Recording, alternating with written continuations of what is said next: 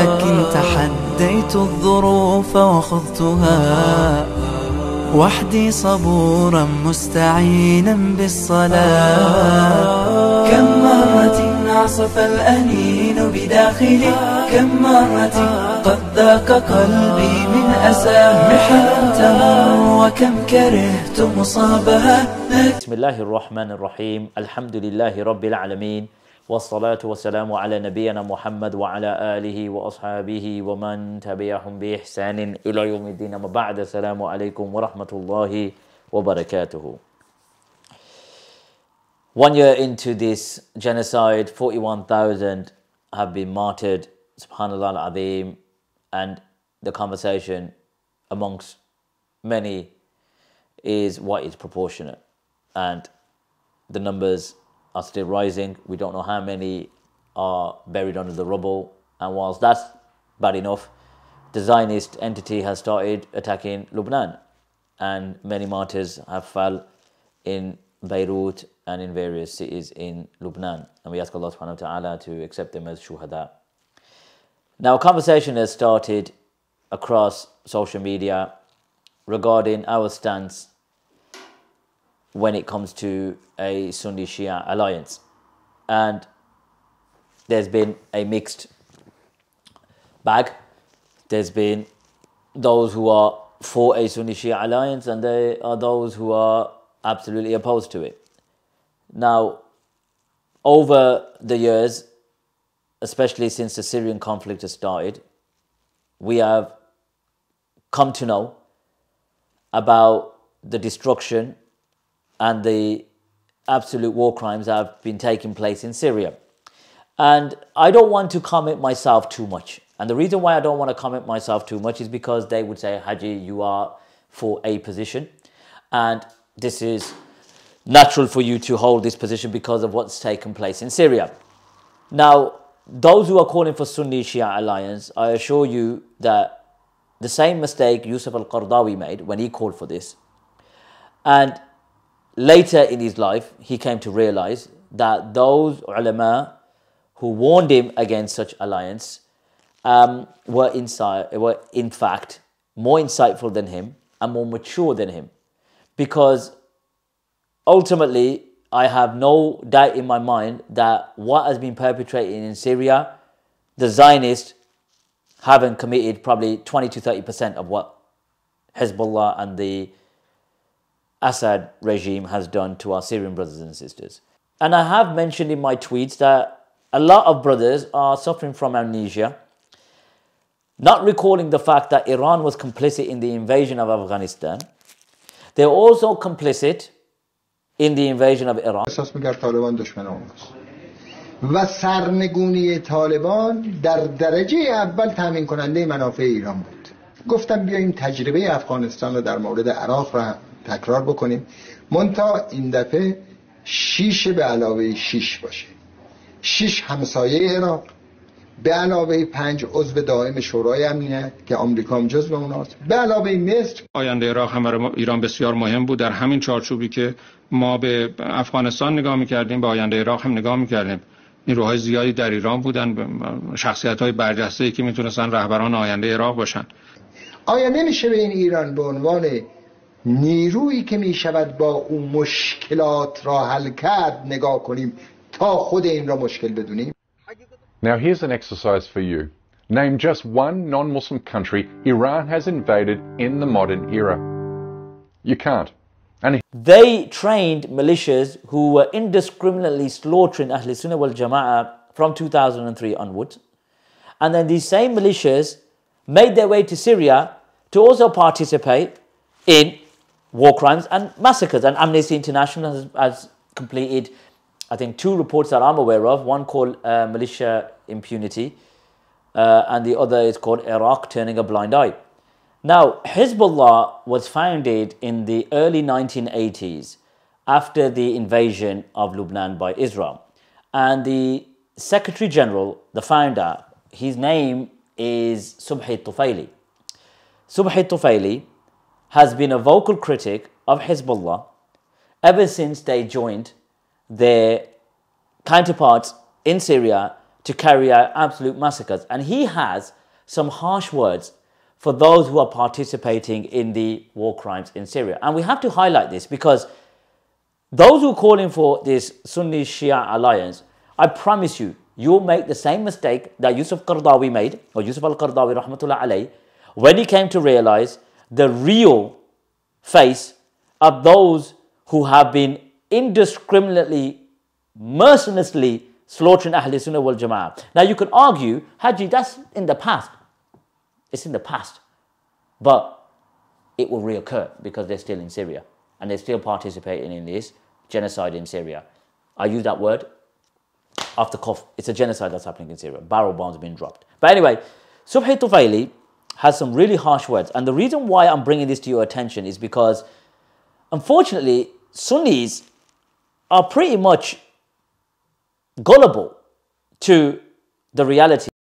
اليوم نحن نحارب بسوريا لنقل الأمور بصراحة. من يحارب بسوريا سماحة الشيخ؟ حزب الله. حزب الله يحارب بسوريا. نعم. أو يدافع أو يساعد اللبنانيين الموجودين في القرى والبلدات السورية للدفاع عن الشيعة بسوريا ليسوا بحاجة لمن يدافع عنهم، بل بالعكس نحن زجيناهم. اليوم الشيعة بسوريا بخطر بسببنا. What I'm going to do in this segment is whenever Subhi Tufaili makes a point, and who is Subhi Tufaili? He's the founding father of Hezbollah in the 80s. And he had various disputes with them in the late 80s, and there was a split. He makes a very vital point here. And he says that we are fighting, we are declaring war in Syria. So the presenter interrupts him and goes, you mean we're defending those in Syria? And Subhi Tufaili makes a very important point. Those who are calling for this Sunni-Shia alliance, listen to what he says. He says that any harm that is inflicted to the Shia in Syria, we are responsible, meaning the Shia, meaning Hezbollah and these militias that come from Iraq and Afghanistan, these Zaynibiyun and these Fatimiyun and all of these Qata'ib, Asaib Ahl al-Haq and all of these militias min huna wal hunak who have gone there. He says they are the ones responsible for any blood spill. He goes, the Shia did not need any person coming to defend them. This is Sheikh Subhi Tufaili saying this. And we just now want to brush it off. Let's listen to what else he says. نحن نتحمل مسؤولية أذى أي شيعي في سوريا. نحن الذين سببنا لهم المشاكل، نحن الذين سببنا لهم الألم. كذلك السيدة زينب مش بحاجة حجارتها لمن يحميها. ليش السنة هن يعني بيكرهوا السيدة زينب ونحن بنحبها؟ السيدة زينب جليلة عند كل المسلمين. A lot of the Shia argued that the shrine of Sayyida Zainab radiallahu anha was at threat. So Subhi Tufaili mentions, he said, who says that the shrine was at threat? Is it that the Sunnah hate Sayyida Zainab? He said Sayyida Zainab is loved by both. This is just emotional rhetoric. And that's what it was. The so-called threat of Sayyida Zainab. And a lot of these commentators make that point that Hezbollah only went to defend the shrine of Sayyida Zainab. So what were they doing in Qusayr and besieging Qusayr? Why didn't they just stay in Damascus? Because the shrine of Sayyida Zainab is in Damascus. Why did they go to Madaya? Why did they go to Dir Azor, where a lot of these fighters now are residing, and various other towns and cities across Syria? So this is just rhetoric. الموضوع ليس هنا، الموضوع حماية النظام، الموضوع الدفاع عن الظالم المجرم الذي يقتل شعبه. أيعقل أن الشعب السوري يقصف ويدمر بكل أنواع الأسلحة. He makes a very vital point. He says, this was only to defend the Zalim Taghi Bashar al-Assad. Himayat, to protect him. That's why they went. Not because of the shrine of Sayyida Zainab and the person that kills his own people. That's why they went, to defend Bashar al-Assad. And you think we're going to forget about this? There's, unfortunately, those who are gullible, and we're going to get to Sheikh Yusuf al-Qaradawi later, carry on with this so-called Shia-Sunni alliance. Carry on. Go for it. We see how far you get to. Never in history, whenever we had a threat that Sunnah and Shia, had an alliance as such, go through all the Khulafa, never did they seek any assistance from the Rafida. Even the Fatimiyun, when the Crusaders were next door, not once. Rather, there was a plot. Rather, when Nuruddin supported Shawwar, it was a long-term plan that Shirkhu and Salahuddin al-Ayyubi, I've done a video on this, they went in there and that was an eventual takeover of Masr. And that's what exactly happened. So they didn't seek any alliance. Whilst Nuruddin was fighting the Salibiyin, not once did they say, you know, Al-Fatimiyun, you know, Ta'al, come to us and we'll, you know, have a tahaluf and we'll go fight the Crusaders. Never in history, never. Nor did the Ghaznavid seek assistance, nor did the Saljuk seek assistance from the Buyids, etc. It never happened. al-Sunnah wal Jama'at, Wahid were the only ones that faced the Crusaders. 8 or 9 crusades. Then the Maghul come, it was us. أنا بدي أسأل سؤال. من المستفيد؟ الوحيد إسرائيل. إسرائيل داخل سوريا. ألا يحق لحزب الله أن يقوم بهذا الأمر؟ لا. حزب الله، خلينا ننتبه، حزب الله يورط شيعة سوريا بمأساة. كل قتيل في سوريا من الشيعة حزب الله سبب قتله. كل بيت يدمر، كل شجرة تقطع، حزب الله يتحمل مسؤولية وإيران تتحمل مسؤولية. You mentioned any person that has been killed, any house that was destroyed, or any stone, Hezbollah responsible, and Iran. Carry on calling for alliances. This is the former General Secretary of Hezbollah, the founding father, mentioning a truth. And look, he's a Shia, but he spoke the truth. Muhammad Fadlullah, also Shi'i Ayatollah, speaks the truth. If you listen to him, we've got no problem with what they say. And in fact, they're very just in what they say. But you really think alliances with Shi'i militias, you really think alliances with Hezbollah, what they've done in Syria and Iraq, Kataib Hezbollah, and then you've got various other militiat, min huna min hunak. There's how many militiat are they? You know, loads. Then those who traveled from Pakistan and Afghanistan, they say Zainabiyun and these Fatimiyun, and they were forced to fight. If you read the reports, to get Iranian citizenship, you got to go fight. Again, there's a lot to it. So he says, Hezbollah and Iran are responsible for all the killings that have been happening in Syria, right? Then you find, unfortunately, our brother Daniel Hakikaju saying that, you know, fake articles in Al Jazeera regarding the rebels. And we're not saying that the rebels are innocent. Of course, they made mistakes and they will make mistakes. But at the same time, it's just like trying to shift the blame. This is the reality of it. How many protesters were killed and butchered by the Syrian army and the Shabiha? Then the Free Syrian army split and they resisted. And the rebels formed an alliance to tackle the oppressors. But unfortunately, Daniel Hakikaju, I think it's Iranian nationalism. What else is it? You know, wishful thinking. Let's carry on. Let's carry on. في شعب وفي حاكم ظالم. هالشعب يريد أن يتخلص من هذا الحاكم. لا يجوز لنا نحن ندعي بأننا أنصار الإمام الحسين ونبكي على مظلومية الإمام الحسين، وحينما نتحدث عن أن الإمام الحسين لما خرج ضد الظلم لأنه لا يجوز. طيب هذا very vital point he makes here. He says you have the Sha'ab and then you have the Hakim Zalim. You have the tyrant oppressor. And the Sha'ab wants to rid of this regime. And then he mentions that, you know, the Shia talk about the dhulm of, you know, Yazid, and Imam Hussein stood up against dhulm and whatnot. And he goes, in this dhulm. Very good point. You talk about dhulm of Yazid and the Umayyin. In this dhulm. What Bashar al-Assad and Shabiha have been doing. This is not dhulm. And we really think an alliance with such people would transpire? I need to make a point before continuing on in the video. And just to show you when they say, oh, you know, we need an alliance. There's probably about 50,000 to 100,000. The figures vary, but there's so much militiat, right, that are there fighting with the Syrian army from Iraq and elsewhere, right? And Jolan, the Golan Heights are right there, right? So you got the Syrian army, you got tons of militias that are there, and the Golan Heights is still occupied. Before you even talk about Palestine, and I mentioned names like Sheikh Yasser, and you got Brother Daniel, and you got various others calling for the Sunni Shia alliance. Before you even think about Palestine, right, Golan Heights has still been occupied since 67, right? So you don't mind slaughtering al-Sunnah wal Jama'ah, right, in various cities, Dar'a, Tadmur, Halab, Azaz, and various others, Hems, what they did to the shrine of Khalid bin Walid radiallahu anhu. Before you even talk about an alliance, go free Jolan, go free Golan, go on. Let's see if they're serious. Before any conversation takes place of such alliances, right, go free Golan Heights. You've got the manpower, you've got the Syrian army, you've got Hezbollah, you've got Shia militias, these death squads that were operating in Iraq. Go free Golan Heights, right? Go free the Golan Heights, then potentially we could, contemplate a Sunni Shia alliance to have Tahrir al-Palestine and Quds. Wishful thinking. Wishful thinking. Let's be frank. هذا حرام. هذه جريمة ترتكب.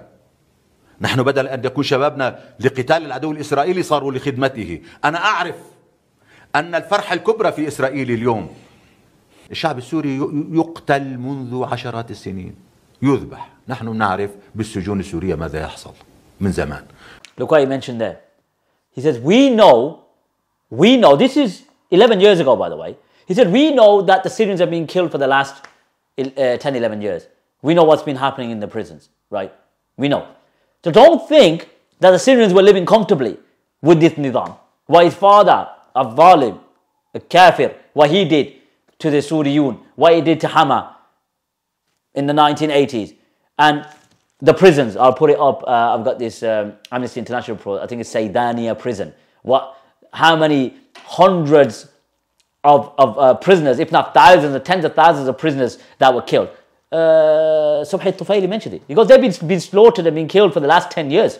Prior to 2013 or 2011. What are you guys talking about alliances? And they've gone to protect him? أسألك هل من يقتل من حزب الله في سوريا هو شهيد؟ شهيد لأنه قتل أطفال المسلمين، شهيد لأنه روعهم، شهيد لأنه دمر بيوتهم، شهيد لأنه عم يحرر فلسطين. لا، ليس شهيد. ليس شهيدا. هذا إلى جهنم. أكيد بنص القرآن الكريم. Is the shaheed is the one that kills children? Is the shaheed the one that destroys houses? Is the shaheed that, terrifies the people? He says, no, they're not shuhada. They're not shaheed. They're in Jahannam. They're in Jahannam. This is the stance that we take. And it's unfortunate that because of geopolitics evolving and developing as time goes on, that we develop a sense of amnesia regarding the crimes that have been committed. It's a very lengthy clip, so I'm only taking points out just to show you how Shia, those who were affiliated with Hezbollah, who was the founding father of Hezbollah, look at the strong stance he takes, right? Strong stance. What we see now that is transpiring in Lebanon, it pains us. It pains us so much, and we don't want to see bloodshed as much as we're seeing so much bloodshed in Gaza. We don't want to see it happening in Lebanon. And to add, those who are following the developments, nearly a year passed and Hezbollah only got involved and Iran only got involved when their embassy was struck in Syria. They didn't get involved. They didn't get involved at all. So this sort of, blinding the masses with emotional, support and words and rhetoric, again, that's for another day. Have a listen. ألم يخض معارك ضد داعش؟ لا. ما خاض معارك ضد مين خاضها؟ ضد الشعب السوري. ضد المدنيين السوريين؟ ضد المدنيين وضد المسلحين غير داعش. هذا معروف. لا هل تعتبر انه داعش مثل ما بيقول كمان بعض المحللين هون انه هي الوجه الاخر لحزب الله؟ ليك داعش عنوان. بداية تأسيسه، بداية كينونته، اللي كانوا موجودين بالسجون السورية اللي هم استخدمهم النظام السوري لتفجير العراق والمراقد وأسواق الشيعة، طبعا برعاية إيرانية أيضا، لا ننسى هذا. هؤلاء هم عبارة عن خليط من أجهزة مخابرات وضباط مخابرات للسوريين وللإيرانيين وللإسرائيليين وللأمريكان. Yusuf al-Qaradawi rahmatullah alayh for years was calling for Sunni-Shia alliance. And to all of those calling for it now, especially Yasser al-Hanafi or Sheikh Yasser al-Hanafi and Daniel Hakikaju, you'll have the same regret which Yusuf al-Qaradawi had later in his life. Carry on, call for it, knock yourself out, get the emotional rhetoric out, no problem. You'll regret it. I promise you you'll regret it. And you'll come to me and the others that warned you and say, you know what, brothers, you were right. Let's listen to Yusuf al-Qaradawi. كبار المشايخ الذين حذروا من هؤلاء وحذروا من فتنتهم وحذروا من تقيتهم. ويبدو أن هؤلاء المشايخ كانوا أكثر نضجا مني وأبصر بالأمور مني، وأنا أخذت الأمور على ظاهرها. أنا أريد أن أجمع المسلمين، أريد أن أقرب بين المسلمين، مسلمين بيحاربوا الصهاينة، كيف أقف مع الصهاينة؟ ولكن يبدو أن المشايخ رحمهم الله إذا كانوا موتى وحفظهم الله إذا كانوا أحياء، هؤلاء الذين دافعت عنهم جاءوا يقتلون إخوانهم في سوريا. كنا نظن أنهم إخوانهم ولكن قالوا لا. أقول لك كانت حزب الله في ذلك الوقت كان بيحارب إسرائيل، وإسرائيل بتحاربوا في جنوب لبنان.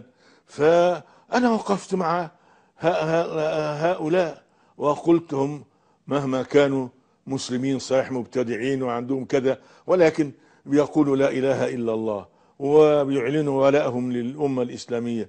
فأخذت بالظاهر ووقفت مع هؤلاء، وكان معي كثير من المشايخ وضدي بعض المشايخ، ولكن تبينا أن هؤلاء هذا الإسلام الذي يظهرونه ليس إسلاما حقيقيا. الإسلام الحقيقي يظهر حينما يقوم شعب كامل عن بكرة أبيه يقاتل الأسد الجبار الوحش الذي يملك السلاح ويقتل به شعبه.